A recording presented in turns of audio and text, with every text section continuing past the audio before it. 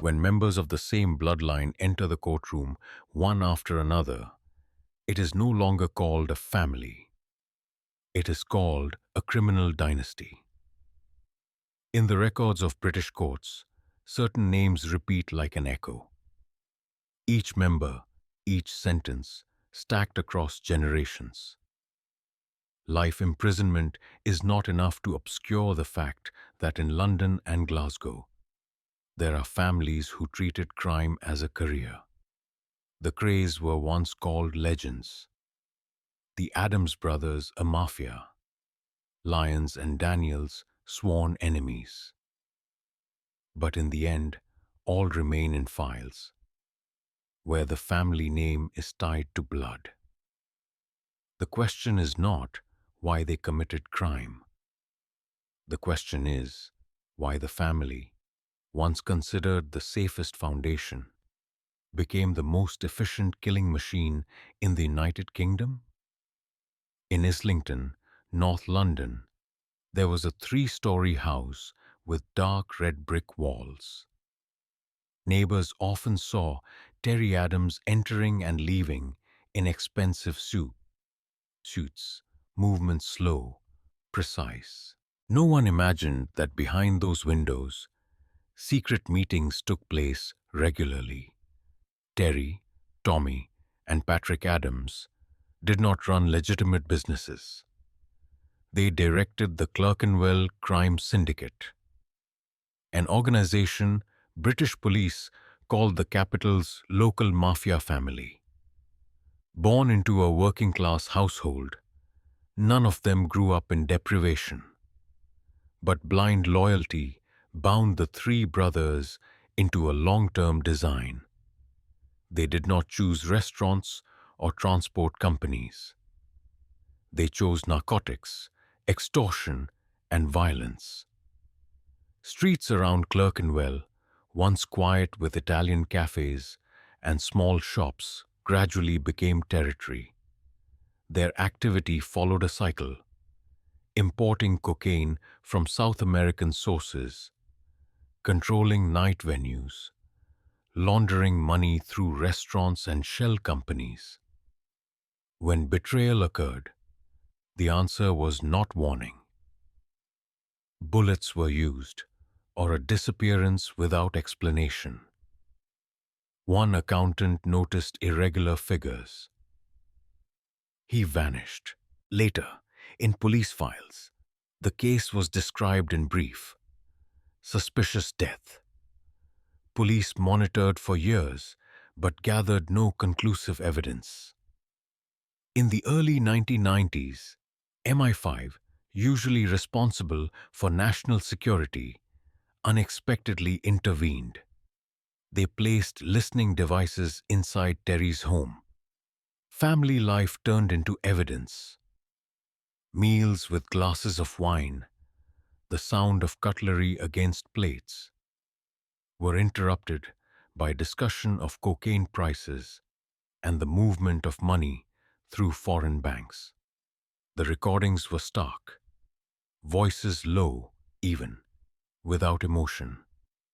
In 2007, after 2 decades of investigation, Terry Adams was finally prosecuted for money laundering.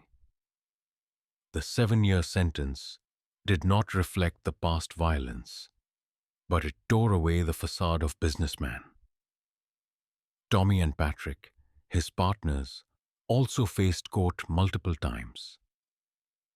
One case after another, one sentence after the next. On one occasion, police seized a list of contributions from extorted victims, totaling millions of pounds. In court, the prosecutor began with a cold statement: "The Adams family is not a family. It is a syndicate." The room was silent. No reaction from the accused. Terry sat upright, gaze fixed forward, unmoving. He did not argue, did not defend. His lawyers emphasized an ordinary childhood, diligent parents. But the jury saw only the MI5 tapes, the unexplained sums, and the names erased from civil records. After the verdict, the press called the Adams London's mafia dynasty. They emphasized the family's cohesion, describing it as a closed system, almost impenetrable. Residents of Islington said they had never seen a gang operate so smoothly. No betrayal from within, no witness willing to step forward. Silence was maintained by both fear and blood. The final after effect was not bullets. It was the red brick walls, where people still saw the silhouette of a middle-class family coming and going. But behind the door, an empire had endured for decades. When MI5 removed its listening devices, all that remained were tapes, where ordinary voices were preserved as evidence. A daily sound, the clink of glasses, became a symbol of a mafia dynasty in the center of the capital. And the quiet question remained, how many other families, with peaceful appearances, were sustaining similar structures, waiting until the door was forced open? The sentences handed to the Adams closed a dynasty in Islington.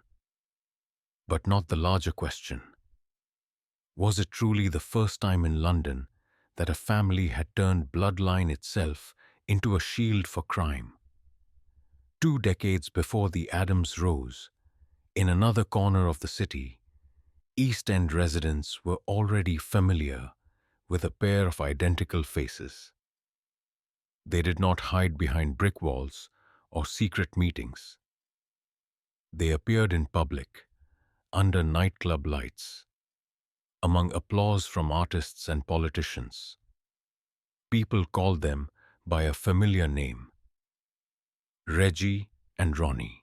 But just like the Adams, the bond between the Kray twins was not used to preserve family.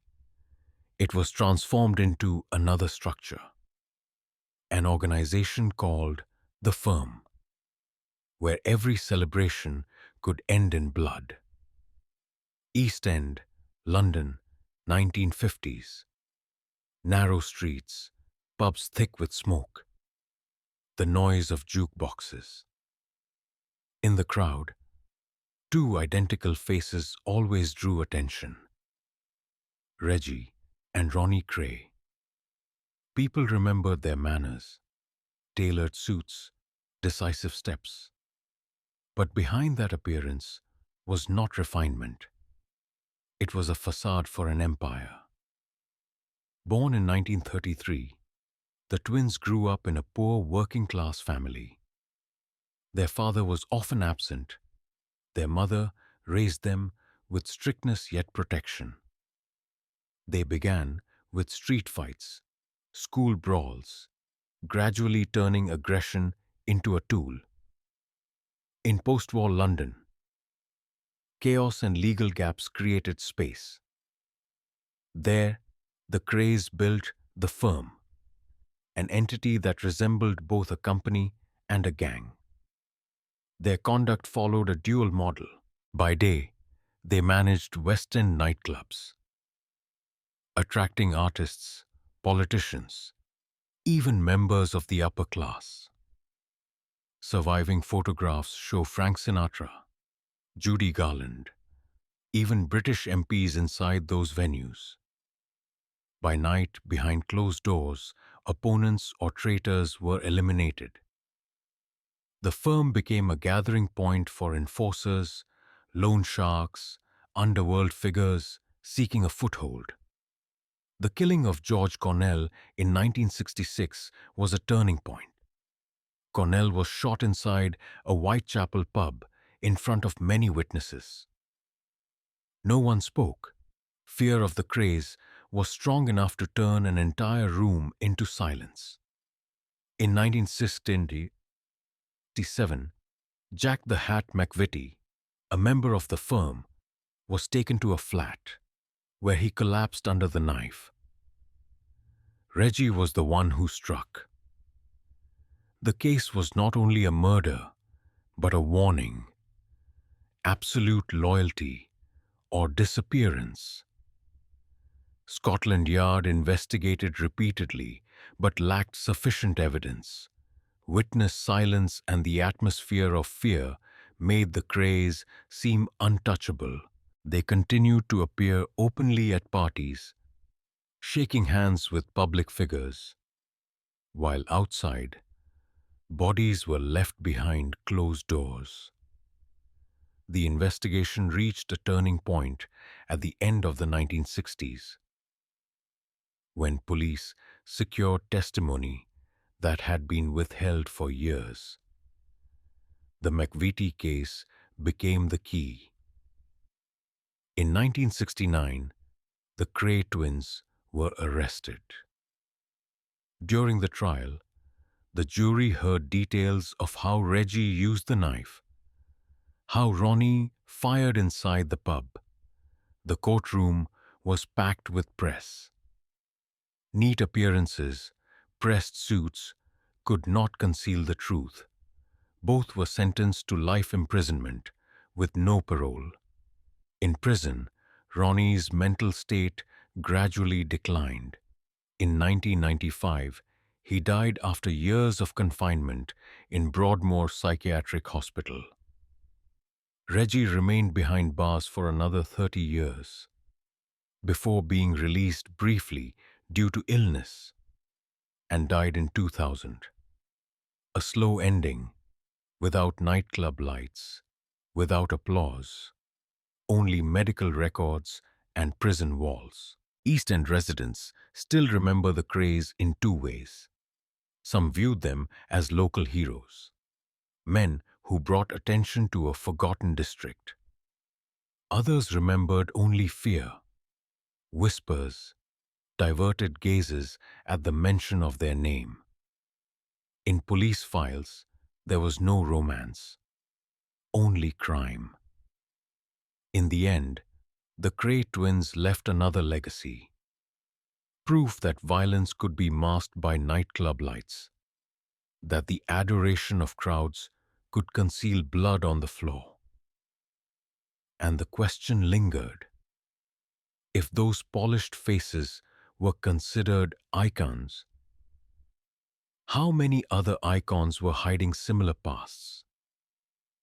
The life sentences of the Krays seemed to close a grim chapter of the East End. But London did not lose its darkness. It shifted south. In South London, fear did not wear tailored suits, nor appear under nightclub lights. It emerged in scrapyards, in dark warehouses, where the clash of metal was not only the sound of labor. There, the name Richardson became linked to whispers of torture.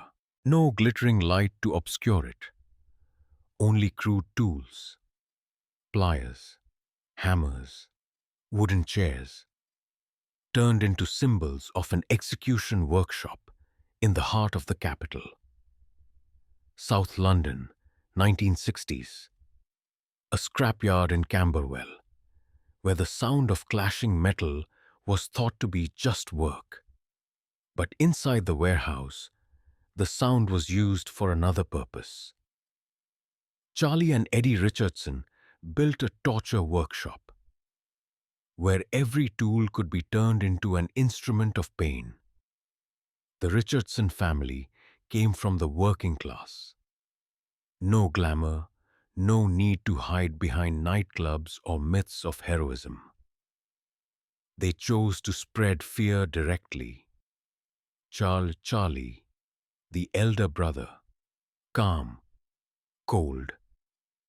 Eddie, the younger, hot-tempered and brutal. They quickly gathered violent enforcers, forming a group known by a single name: the Torture Gang. Their methods were carried out in the open. Anyone suspected of betrayal or debt was taken into the warehouse.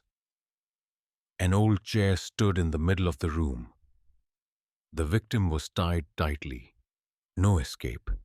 Pliers once meant for bolts were used to pull teeth. A hammer drove nails through feet.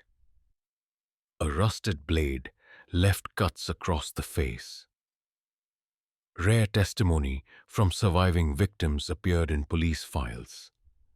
They enjoyed it. It wasn't business. It was pleasure.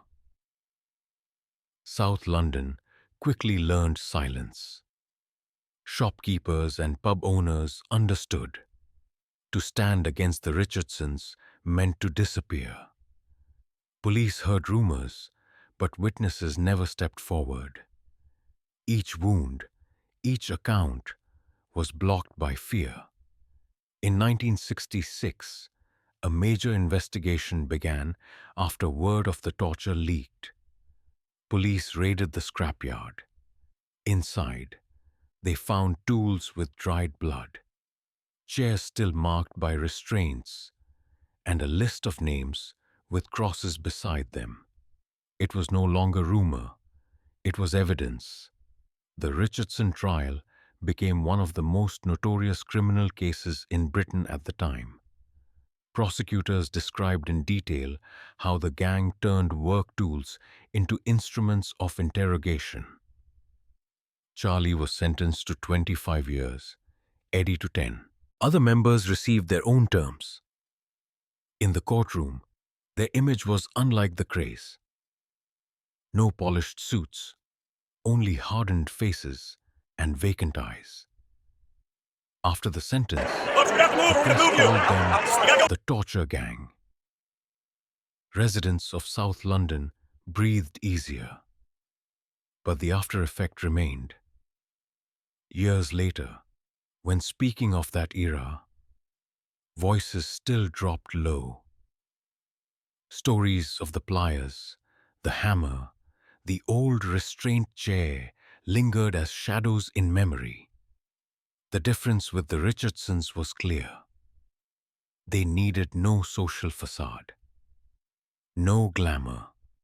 They existed by absolute fear. Family, here, was not a shield for respectability. It was only a collective name for men who treated violence as a way of life. When prison gates closed behind them, London seemed rid of a nightmare. But the city's history repeated itself. The Richardsons were only one variation. Proof that a family, distorted, could become a machine of violence. Without reason, without pretense, sustained only by fear.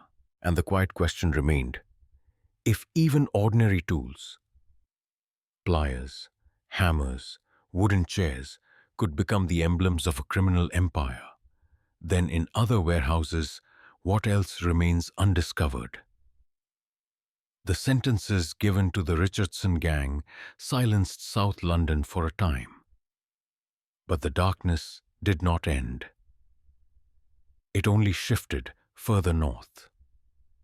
In Glasgow, decades later, there were no more whispers of pliers or iron hammers.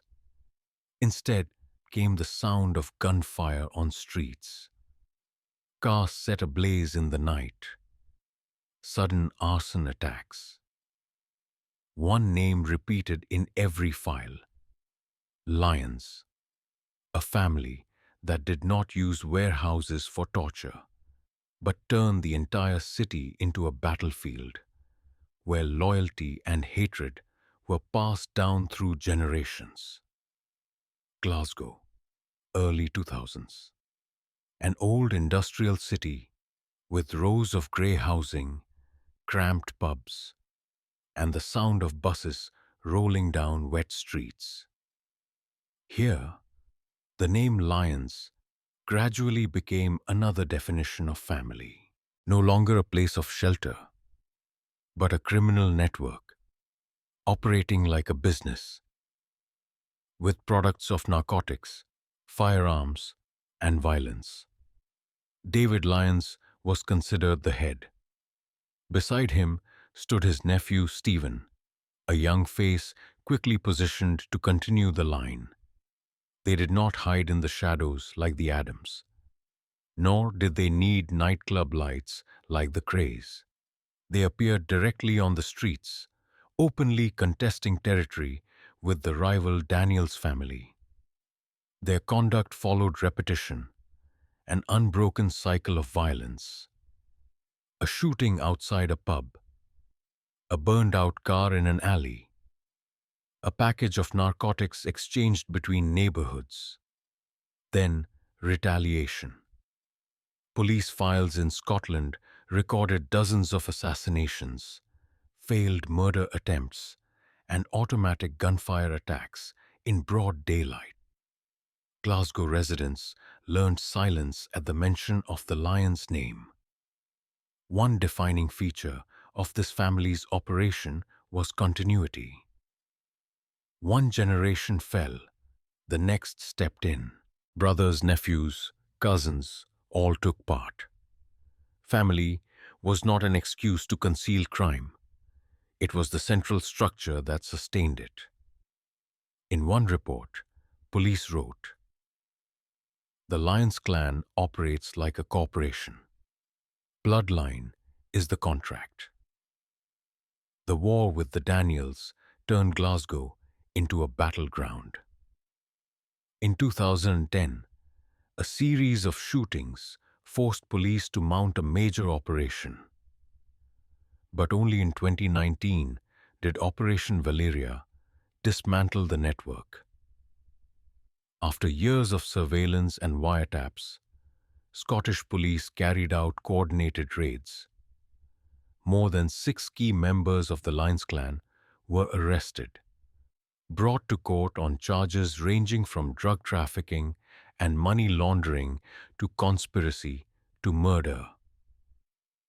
The trial marked a temporary end to a conflict that had lasted nearly 2 decades. The jury heard each piece of evidence: photographs of burned cars, maps showing cocaine routes from Spain, phone messages arranging shootings. In total, 104 years of prison sentences were handed down to 6 members. No remorse. No expression of regret. They stood in court as if punished only for a failed transaction. The after effect left on Glasgow was not complete relief. Residents still spoke of the Lyons in whispers.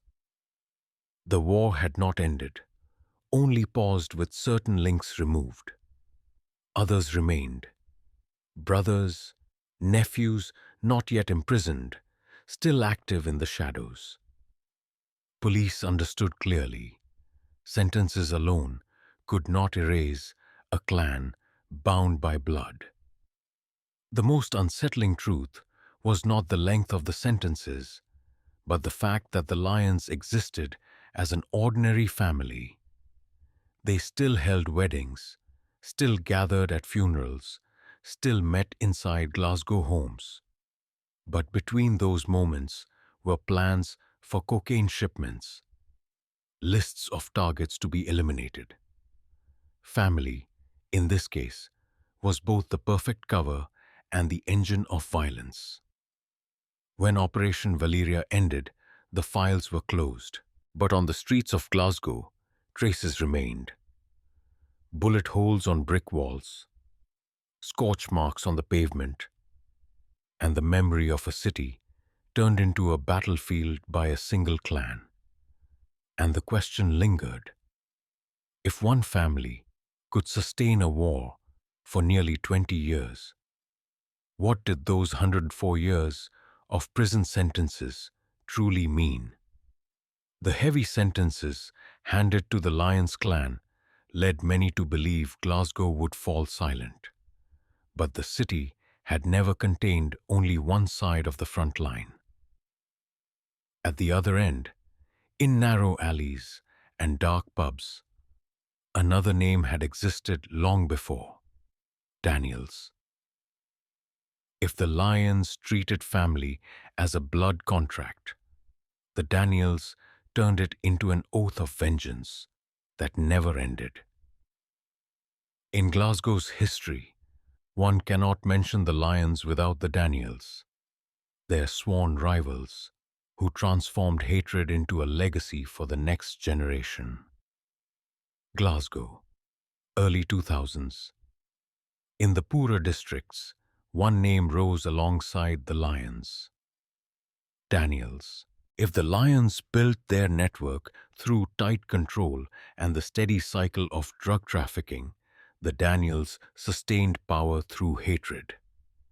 Jamie Daniel, the head, did not appear publicly as a businessman. He moved in the shadows, where violence was the only means to assert position. The Daniels family did not conceal its nature. Meetings were held in pubs, where laughter mixed with negotiations over territory. Narcotics were the lifeblood, firearms the language. Each shooting in Glasgow had the possibility of being tied to the Daniels, directly or indirectly. If the Lyons were a corporation, the Daniels were a conglomerate of revenge GP. Their violence reached a peak in 2010 when Kevin Gerbil Carroll, a drug trafficker closely tied to the Lyons, was shot dead in the car park of an Asda supermarket. Broad daylight, in front of many witnesses, Carroll collapsed under multiple bullets. No doubt remained. It was the Daniels' signature. The message was clear. Revenge required no disguise. Scottish police gathered evidence, case by case, year by year. But family ties made the Daniels difficult to penetrate. Silence among them was not driven solely by fear, but by bloodline. In the investigative files, one officer wrote, "With the Daniels, silence is inherited." Many members of the family eventually stood trial. Jamie Daniel and his descendants received long sentences. The proceedings revealed the larger picture. Large-scale drug trafficking, money laundering through false companies, systematic violence. Not only the Lyons, anyone who stood in the way became a target. In court, prosecutors described the Daniels as a clan of greed and vengeance. But even with sentences pronounced, the Daniels did not disappear. Younger members of the bloodline continued the network. One case closed, another opened. Police called it an unbroken cycle. And Glasgow continued to hear gunfire at night, continued to see burning cars, as if the city itself were the stage for an unending tragedy. Unlike the Lyons, the Daniels needed no social facade. They did not attempt to pose as businessmen or men of standing. They existed openly, as a violent clan accepted in the city's shadows. People in Glasgow understood. The boundary between the Daniels and the underworld barely existed. When Jamie Daniel died, the funeral was lavish. Luxury cars lined the streets, wreaths covered every space. It was not an ordinary funeral. It was a declaration that even when one leader fell, the legacy of violence continued. On the gravestone, there was only a name and dates. But in the memory of the city, the Daniels were engraved by bloodstains on the streets. The after effect of all the sentences was not a sense of justice. It was emptiness. Because residents understood, when a clan survives on hatred, each verdict is only a temporary pause.